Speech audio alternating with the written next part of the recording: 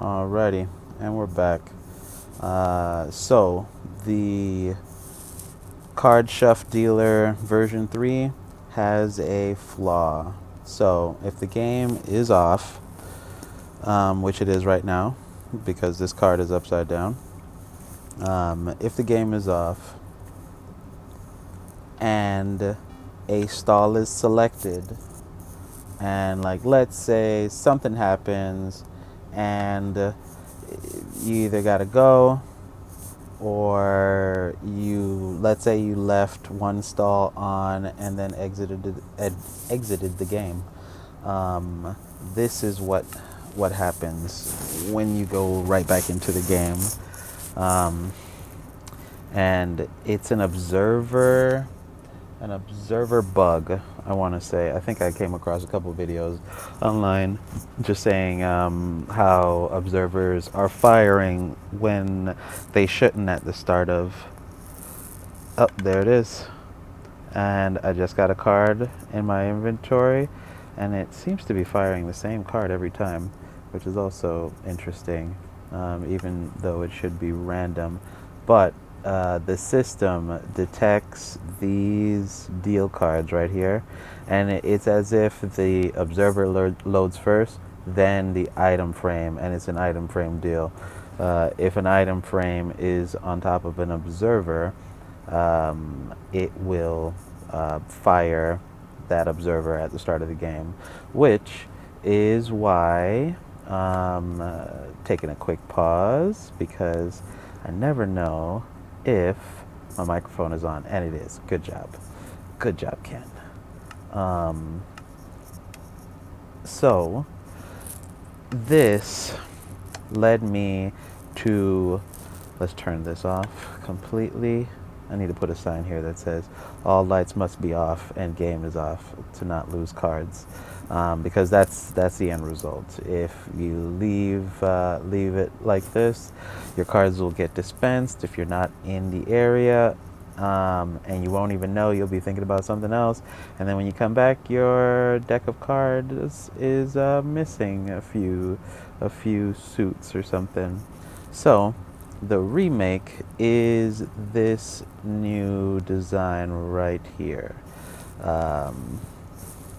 This one is called the ShufDealer 4, because I figured it doesn't have to be just cards, but that's one thing, and it also includes the a dice, ultimately. Yeah, that's the full design right there. Basically, that top section where the card table is, or I should say right above the card table, that is the dice system, and then I have a couple other systems in there that we can actually get a closer look.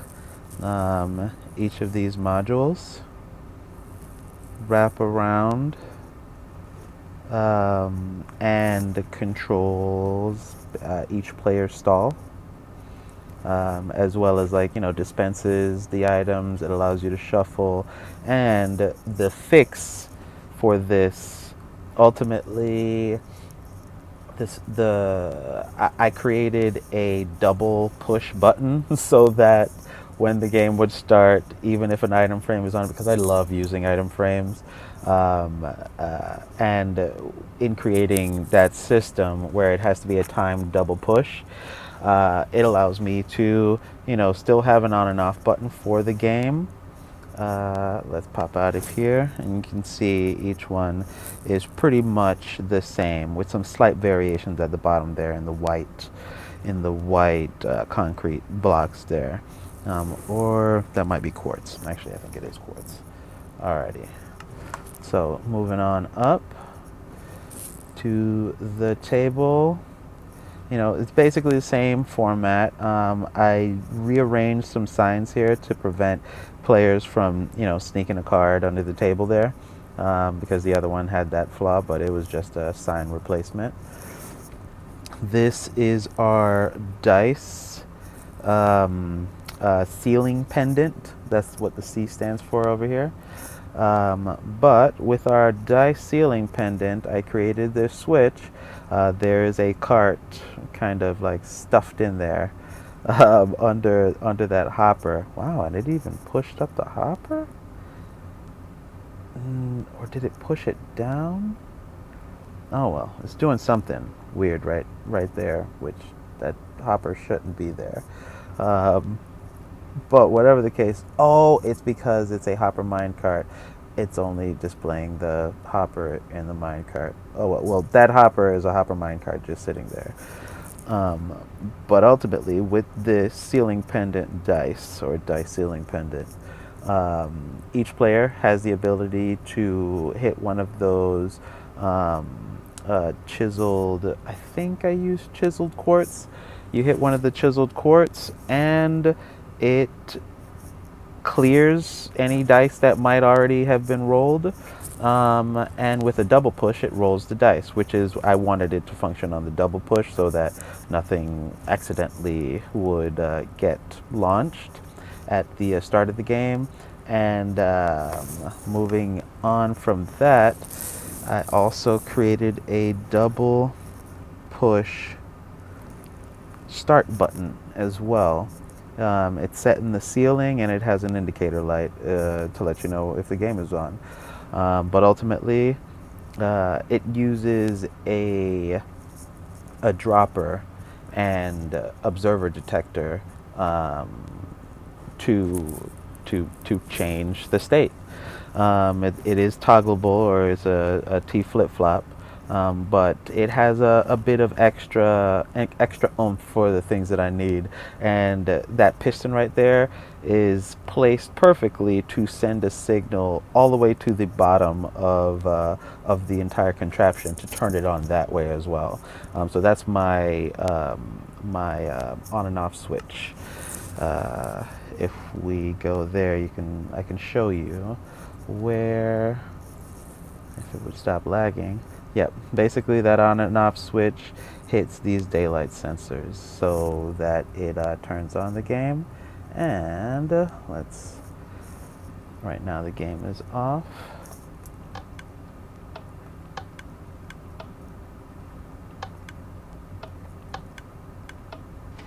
There we go. And now the game is on. Music just started playing. Because you gotta have music when you're when you're playing cards with friends. And as you can see, that redstone lamp is now off because the signal has now changed. And you even get some flashing strobe lights.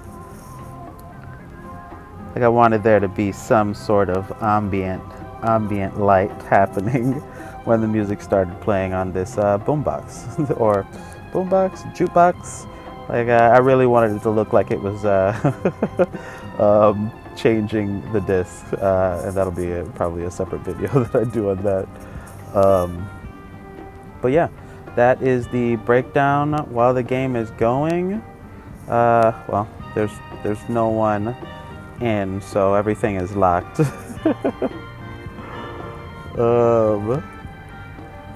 But with some trickery, I should be able to fudge myself in to this game. Bam. This seat is now active.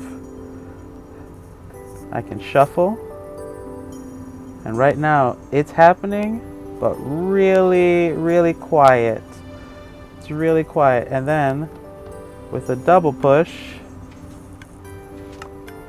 boom, I get a card, and it's an 8. Let's put it back in there. Oh, it must be full below. So toss it to the one next, so I can't see the card. The same thing happens here, where we can shuffle, and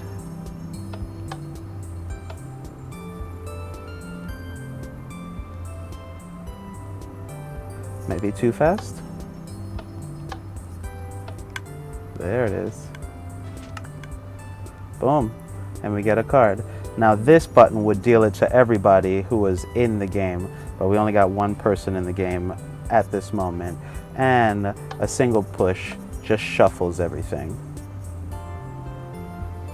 Boom. And it's silent, whereas the other one, I think, still made some clicks. You'll know your deck is getting low when you start hearing the clicks. But yeah, that's pretty much it. I'm not sure if you were even able to hear me with the music going, but it's about to change. Boom.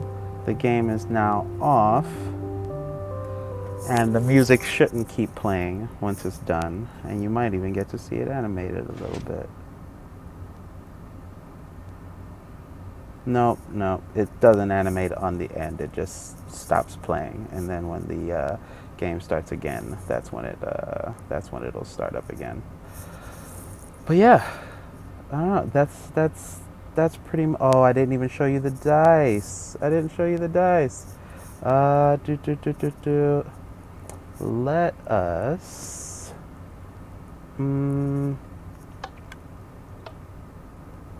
well,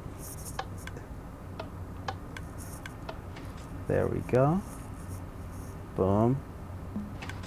Haha, new music. And that just clears it.